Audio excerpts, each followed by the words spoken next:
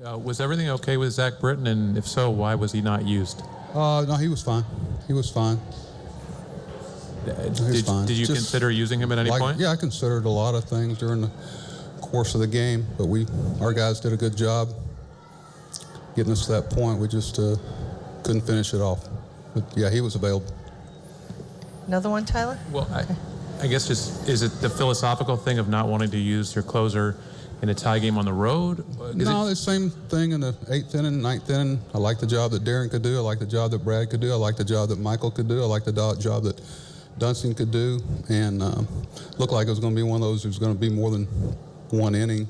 So nobody's been pitching better for us than Ubaldo too. So, you know, there's a lot of different ways to look at it. That's the way we went. It didn't work out. Eduardo? Has nothing to do with philosophical. Buck, you've talked a lot about this whole format and the wild card game. I mean, how tough is it to lose so suddenly like that? Well, you know, it's the risk you take anytime you put yourself in. It's a good position to be in the playoffs, but you know that because you haven't won your division that there's this potential for this. So that's tough. But, you know the description going in. You know what you're going to have to do and not do. You know, there's so many different things that go on. You know, you could use a Zach Britton in the 7th or 8th inning and not have anybody to pitch the last inning. So there's a lot of risk taken every inning, every pitch. You know, so you take that on when you get in this format. Jeff? Buck, with the season on the line, do you regret not having your best relief pitcher in the game at all and leaving him on the bench?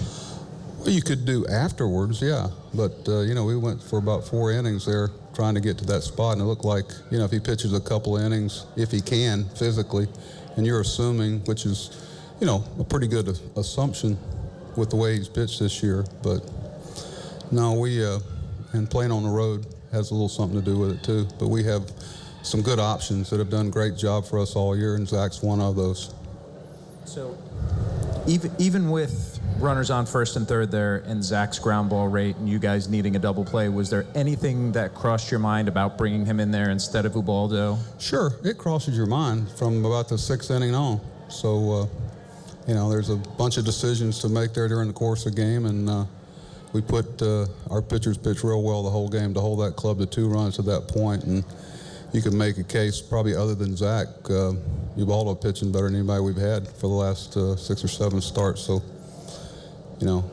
those are a lot of tough decisions, but we've been maybe a little different if you're playing at home, but there's a lot of different ways to look at it. If we didn't have so many good options down there and wanted to have a strong Zach and have him there in case the game goes extra innings, but there's so much more to that game, but I know the world that you have to live in, so I respect that. Over here on the right.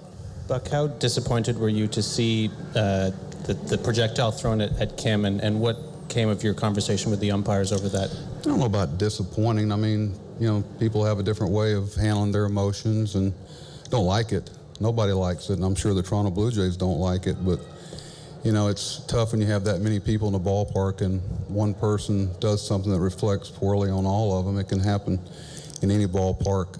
I don't like anything about it to put our guys in harm's way, just like Gibby wouldn't at our place. And it's just unfortunate that for a lot of different reasons, people lose some good decision making when they get over emotional.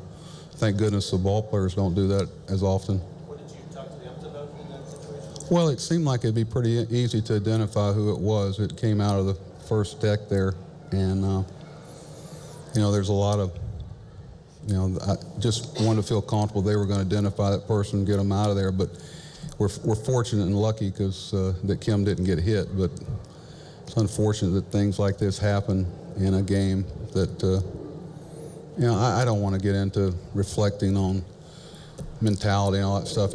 Unfortunately, if you think about all the emotional games and stuff that are played around our country, and it only happens very seldom. So, I just feel fortunate that nobody got hurt, and I'm sure Toronto identified that. And if anything else, they'll make it a little better on future home games. Maybe they can do I know they're trying to do a good job with it. Sometimes it's, unless you want to have 50,000 policemen here and everybody assign one person, it's got a chance to happen. Buck, 2 more questions. Over there. In the 11th, with the runner on first and third and Edwin up, when you went to the mound, was there discussion about putting Edwin on to get the force at home? We talked, no, we didn't discuss it there. I don't want them to, we talked about depths and what we're going to do with the baseball and what have you. And I really didn't want to box Ubaldo into having to throw a strike. You know, if we'd gotten behind the count, we might have rolled the dice there. But it was more about depth of the infield, what we're going to do with the ball, with a couple options, which way it might take us. Last one, Tyler. I'm sorry to harp on this, but Pardon? I'm sorry to harp on this. Are you but really? I just don't understand it. Well, we can talk about it privately. I'll let you in on everything I'm thinking. Really, I'll help you. It's okay. I understand you got to ask that question.